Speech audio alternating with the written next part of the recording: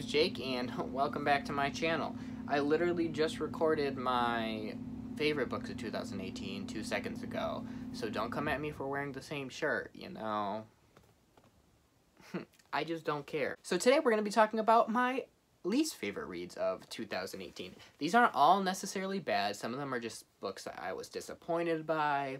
Some of them are just books that I probably shouldn't have read in the first place because I knew I wasn't going to like them, and some of them were just trash, so we're going to talk about all of them. I have 7 books to talk about. The first book is Sleepy Hollow and Other Stories by Washington Irving. I believe I gave this like a 1.5 out of 5 stars. I'm not going to talk too much about this because it's a classic, and I do love this edition though. Like, the cover is amazing, but this was trash. Especially Sleepy Hollow. That was my least favorite story in this, and it's the only horror story, I think. There was like one story in this that I liked, hence the 0.5 that I gave it. But other than that, it was absolute garbage, and I don't recommend it to anyone. Actually, I do recommend it because apparently a lot of people like this, but I don't know why, because I must be too dumb to read this, because the first story was hard to get through. But yeah, Sleepy Hollow. Well, I'm going to get the DNF out of the way next, because might as well. This one isn't only a DNF. This is one that I tried reading, like, numerous times. Oh, there's still a bookmark in it. I tried reading this numerous times. It wasn't just the first time, and I just ended up saying, fuck it, you know. I tried, and I didn't like it. Stalking Jack the Ripper by Kerri Maniscalco. This book was so boring, first of all. This is one of the most boring books I've ever read, and like, the plot of it sounds so interesting, so I was ready to love it, but I didn't care for the characters. Actually, the main character, she was okay, I guess. I didn't care about the mystery. I didn't care about literally anything. It bored the hell out of me. I'm done giving this a shot. I gave it enough time to be good, but it wasn't, so we're not going to read it anymore. And coherent sentences.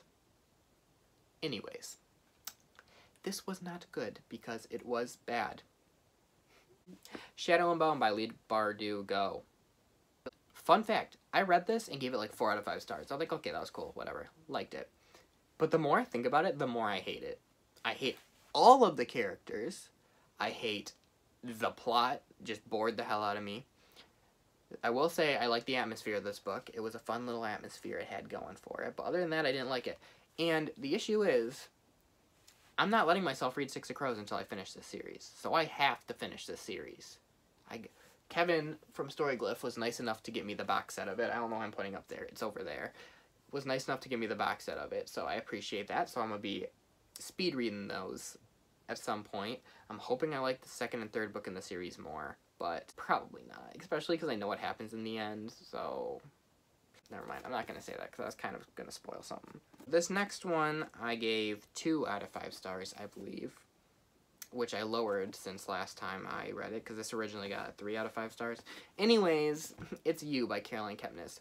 This also was kind of boring. You'd think it would be fun and, you know, not boring, but you're wrong. And it's like 430 pages. Too many pages for it to be this boring. This could have easily been like 150 pages less, and I probably would have enjoyed it more. This follows Joe, who becomes obsessed with this girl named Beck, and he is obsessed with her, and he'll do anything to get to her, including murder people, and it sounded interesting. It's written in second person, which I didn't like, by the way, but it had a creepy vibe to it. It really didn't have a creepy vibe to it. Joe was just annoying, and Beck was even more annoying, so didn't like any of the characters in this. Literally 0. The only character I liked in this was Benji, I think's his name. He's the ex-boyfriend of Beck. He was cool, I guess. He really wasn't cool. He was kind of a pig, but he was the best character in this, which says a lot, but we're not going to talk about these for too long. I want a little short video about my most disappointing reads of 2018, so that's all we're going to say. I originally had an arc of, so I ended up buying it before I read the arc, which was a mistake. Insert mistake meme. But Scream Site by Justina Ireland. This I thought was going to be good, because I love horror that's set in, like, carnivals and theme parks. Like, for some reason, that's just something I've always loved. And there's not much of it. I mean, there is kind of a lot of it, but not at the same time. I want more. Anyways, this was middle grade, but even then, like, I didn't realize it was middle grade before I started reading. I thought this was YA, so I was kind of like, why is this the way it is? But since I found out it was middle grade, I was like, okay, it makes sense. But then I was thinking, I was like, even then, this seemed like below middle grade. So my phone decided to not have enough storage to record this, which is really fucking rude, by the way. But anyways, I don't know where I stopped talking about this, but it didn't even, like, it was middle grade, but it still seemed too juvenile for that. Like, it just wasn't good, and I really didn't like it. There honestly wasn't, like, it kind of kept me interested. Like, I read this pretty fast, and it didn't, I don't know, I don't even know how to explain it. It wasn't that good to me. There has been some people who did enjoy it, so maybe I was just in the minority on that one, but... Next book is Fierce Kingdoms by Jen Phillips. This I was so excited for. It follows a mother who took her son to the zoo one day, and the zoo gets shot up and kind of taken hostage. I was so ready for this. I love books that are set in, like, crisis situations, if that makes sense.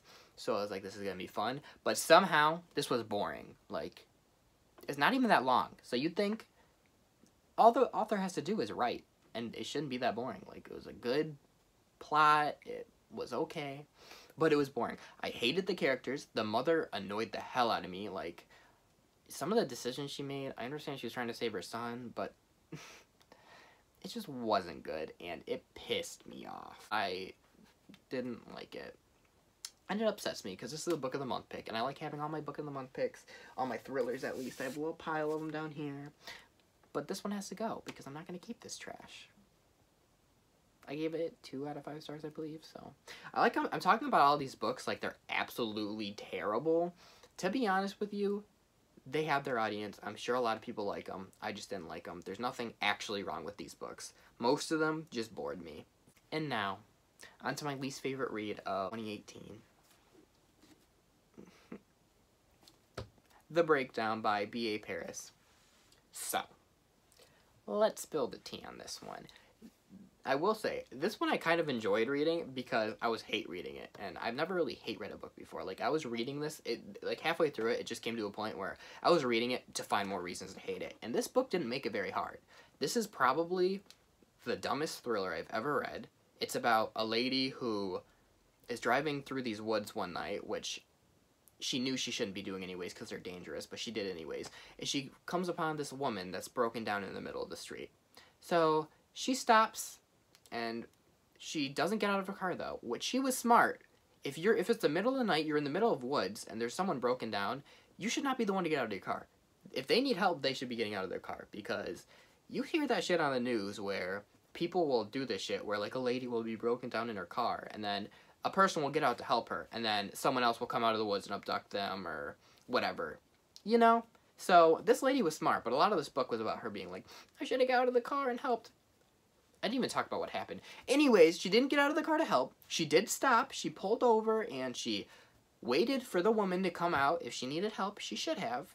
But anyways, so she waits there for like 10 minutes before driving off. Once again, she was smart. So this lady ends up the next day on the news because she was murdered. That sucks. Like, I'm sorry, woman. The main character gave her ample The main character gave her ample opportunity, did I use that right? Sure, to get out of the car and request the help that she needed. Did she do it? No. And that's just the beginning of this book.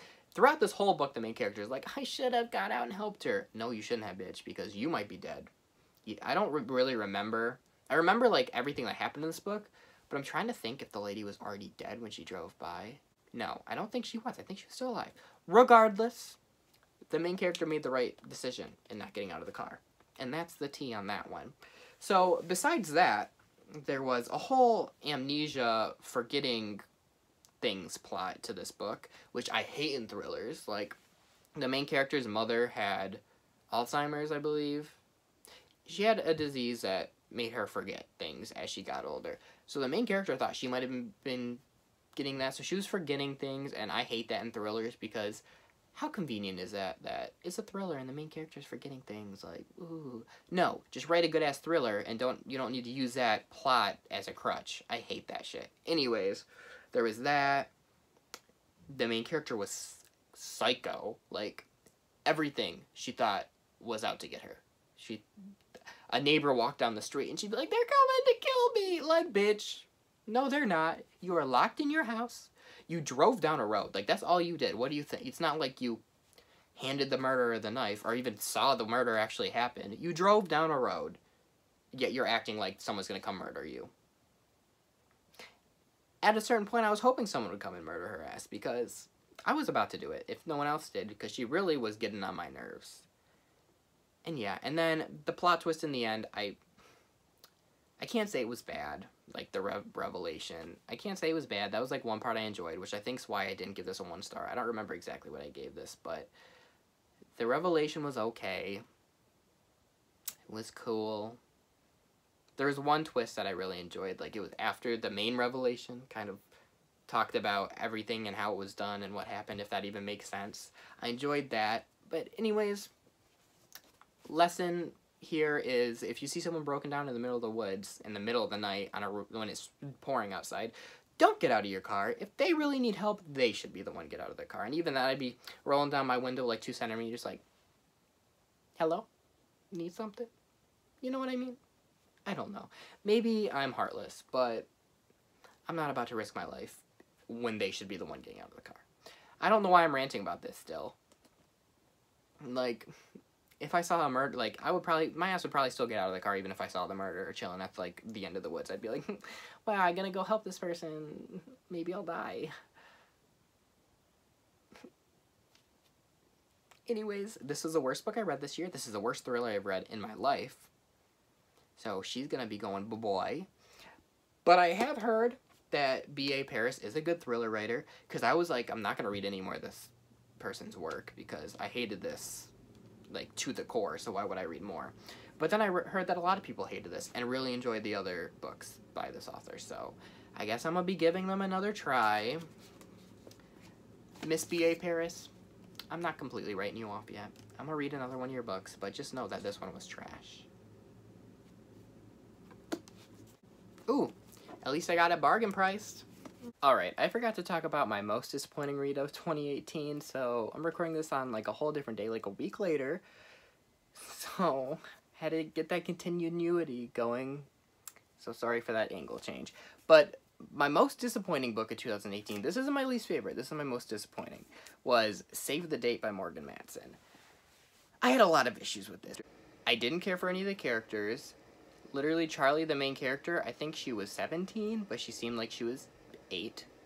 She had this, like, idea of her family getting back together for her sister's wedding and, like, everything going smoothly, whatever. I just didn't like her, or really any of the characters for that matter. I liked the love interest. I don't remember his name, but he was cool. Everything that could have went wrong in this book went wrong. Usually I don't mind stuff like that, but this one, it was just, like, for the sake of the story, just every single thing went wrong. And after a while, it got really annoying and repetitive, so yeah, I'm very disappointed because I love Morgan Matson. I gave Second Chance Summer and The Unexpected Everything both 5 stars. I gave Since You've Been Gone, like, 3.5 stars. But I still enjoyed that one. There was nothing wrong with it, but this one was a 2-star read. I'm hoping that's the only 2-star read I read from her, because I have high expectations of her, because she's such a good writer, but this just didn't do it for me. I will say, though, this would make an amazing movie, and I would love to watch that, but as a book, it just wasn't it. Anyways, so those are all of my disappointing reads 2018. There was more, like I read this middle grade called Heap House that I DNF'd. I really didn't like that. I think that's the only other book that I could have included in this that I didn't. But yeah, so thank you for watching. Let me know if I want to know if any of you guys enjoyed these books. I know Shadow and Bone has a lot of fans, so. And like I said, that one wasn't even necessarily bad. I just thought it was really boring and the characters were dumb. So yeah, let me know if you enjoyed any of these, because I want to know why and how. Yeah, thank you for watching. Bye.